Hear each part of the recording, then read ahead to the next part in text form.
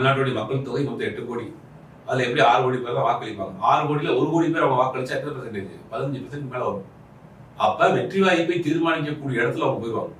இது ஒரு பெரிய ஆபத்து, தமிழ்நாட்டுக்கு ஆபத்து, ஜனநாயகத்துக்கு ஒரு ஆபத்து. அதைத்தான் நம்ம எதிர்க்கிறோம். அதை கொஞ்சம் புரிஞ்சு இந்த விஷயத்தை அவங்க கையில் எடுத்துக்கிறாங்க.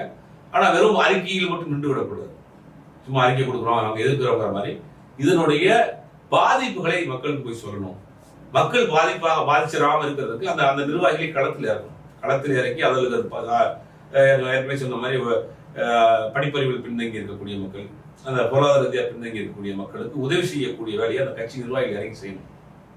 சப்போஸ் ஒருத்தர் வயசானவங்க இருக்கிறாங்க, அவங்க ஃபார்மை வாங்கி ஃபுல் பண்ணணும், அந்த மாதிரியான வேலைகள்லாம் அவங்க செய்யணும். பட் இது எனக்கு தெரிஞ்ச ஒரு மேலோட்டமாக தமிழ்நாட்டில் இருந்ததால் அரசியல் பண்ண முடியுங்கிற மாதிரிலாம் பண்ணுவாங்க. அவங்க ஆக்கப்பூர்வமாக எதுவும் செய்வாங்களாங்கிறது தெரியல. முதலில் இது வரவேற்கத்தக்க ஒரு விஷயம். எஸ்ஏஆருக்கு அவங்களுக்கு எதிர்ப்பு அப்படிங்கிறது ஓரளவுக்கு அவங்களுக்கு இந்த சம்பந்தமான விஷயங்கள் புரிஞ்சிருக்கு. பார்ப்போம் அடுத்து என்ன செய்ய போறாங்கன்னு பார்ப்போம்.